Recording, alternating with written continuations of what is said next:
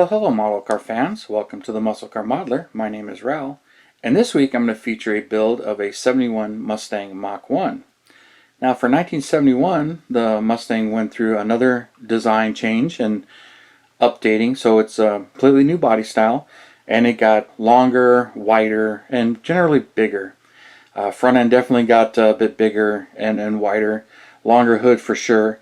And then the sports roof, which the Mach 1 was available on and only on, the convertible and the coupe were available also, but the Mach 1 was only available on the sports roof. We commonly call it the fastback. But for 71, which was its third year as the Mach 1, 69 being the first, it continued to live on, and a lot of options were available and some things that were standard on the Mach 1. Now all Mach 1s in 71 got the rubber Endura front bumper, which was painted body color and had a very distinct honeycomb grille, which was different from the standard Mustang. And they all got this NASA hood here.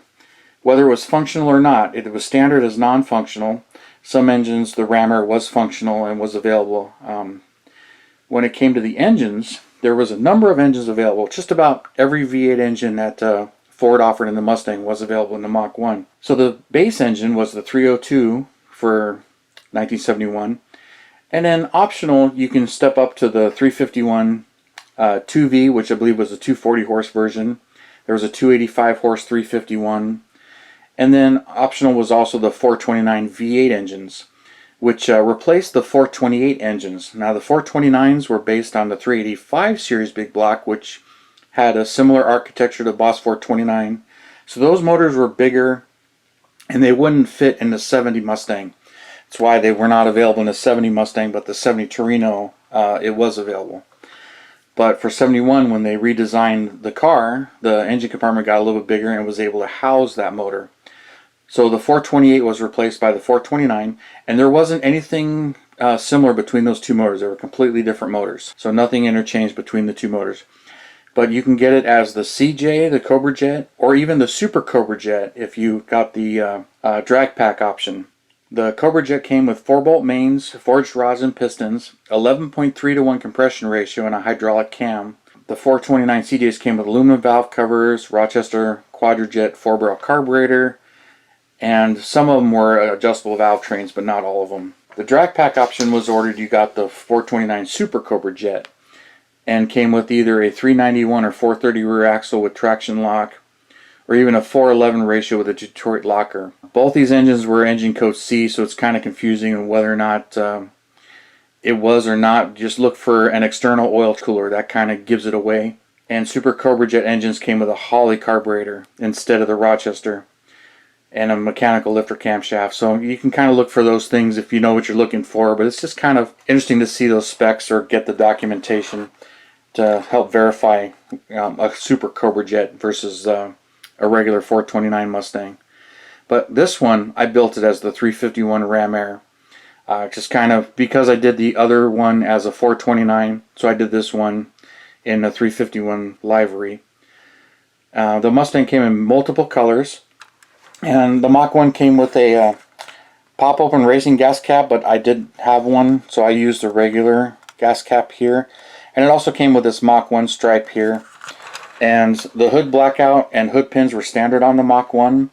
Along with the fender extensions here, there's a little piece of chrome on the regular Mustangs. But on the Mach 1, that was body color as well. So the front edge and the front edge of the fenders of the hood would normally have a chrome piece, but the Mach 1, that was painted body color along with the body color's front bumper. The Boss 351 is supposed to have chrome bumpers and the chrome trim. But when it came to building the Mach 1, most of that stuff was there. The chin spoiler was an option, along with the roof slats and the rear spoiler, which I did not use or add to this particular one. And then I also went with the plain Jane semi-steel wheels, but they had chrome trim rings and chrome hubcaps, and I thought they looked pretty cool, so I kind of did it that way. The Mach 1 also came with your standard interior or your deluxe interior. This model kit has pretty much the deluxe. When it comes to looking at there, I got a light shining in there to hopefully help. But there's the bucket seats there, high back bucket seats there. Got the console. And then if you can see it in here, the Mach 1 There's the gauge pack in there in the center of the dash that includes the 3 gauges there that are not standard in the regular Mustang, which are the oil pressure, alternator, and water temperature in there. So that's what's in there in the console. So the model kit has a lot of that stuff in there. Now, one thing with the fastback roofline, it had gotten really raked back, and this window, even though it's kind of big when you look out of this thing, when you're trying to look out the back of the car, rear visibility was really decreased. So it made it very hard to see out the back. But you know, when you're flying, you really don't need to see who's behind you, just see what's going on. Now, I built this one based off of the Boss 302 kit that MPC has, which it's an okay kit. I don't mind it too much. The detail is very lacking. The body's pretty cool, but the headlights are the big square ones from later issues. The headlights actually should be a little bit bigger, and then these have the chrome squares, but I blacked it out because on the real car it's blacked out. So I kind of painted it as best I can, and I added this spoiler. Believe it or not, I actually got that from one of the Mopar kits, and it fit pretty darn close. And I shaved it and got it to fit a little bit better. Can't quite remember exactly which kit that came from. It may come to me, it may not. I keep thinking it was the AMT 7374 GTX kit. I think had that spoiler in there as a custom piece, and I used it on this, but I'm not 100% sure, so I'll throw that box art up. The decals are Keith Marks. Like I said, I did the hood blackout and put the 351 on there, and the hood pins are Keith Marks decals as well. Didn't use any photo etch on these. And all Mach 1s came with this fender emblem, and then the blackout on the bottom and across the front of the nose. But this C stripe, that was actually optional, so not all Mach 1s had that. But then you black out the whole bumper, and then the chrome exhaust tips, which only the 351 2-barrel was not available with the chrome tips. All the rest of the engines, the chrome tips were, I believe, optional. And then the dual racing mirrors. Those are also Mach 1 exclusive, and they're painted body color. So when it came to the engine, the MPC kit doesn't give you a whole lot to work with here. It's kind of a small block hybrid that kind of looks like more of a 289 or 302. But I dressed it up and just painted it and enjoyed building it there. So I would have really liked to have seen a much better motor in here, but since this is what it has, I believe it has 2 motors in there in the kit.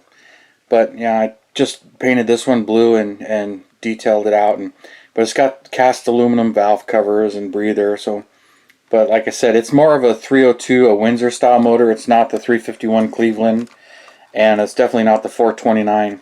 So I just painted it, put the decal on it. Didn't really worry too much about any of the underhood detail, because it would take quite a bit of work to make all of that accurate and change a bunch of stuff out, and buying a whole nother kit to do that. So I really wasn't into doing that on these particular builds. There's the underside of the hood, so none of the real rammer stuff is there. So it's kind of lacking in that stuff. The interior is pretty decent, and the underhood is really rough. And the underside actually isn't too bad when you look at the exhaust and the chassis detail and the rest of the suspension, which are just blobs for the control arms. But it really isn't too bad. But for the longest time, this was really the only kit you had of this body style. So you couldn't be too picky with what was available.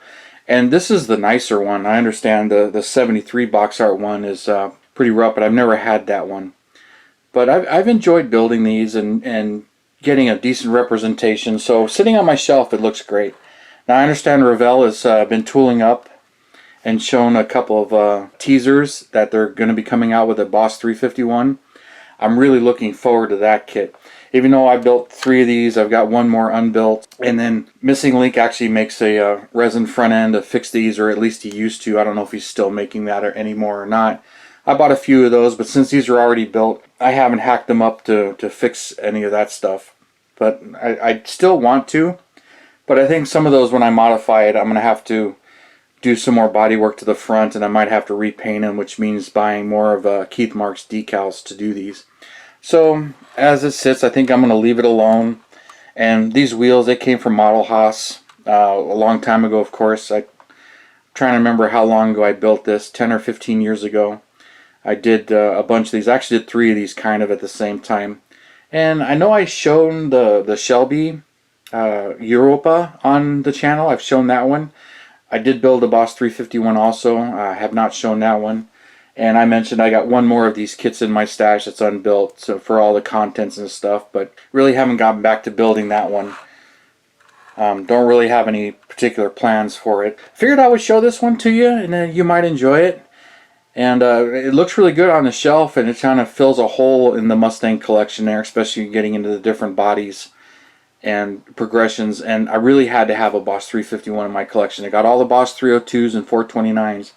Had to have a Boss 351. Figured I would show this to you, and you guys would at least enjoy the story on it and how much work went into it. I didn't put a whole lot of effort into this particular one, just mainly making sure the interior details and the body were pretty much right. But thank you for your comments and tuning in and subscribing, and hit that bell button so you can see all my latest uploads.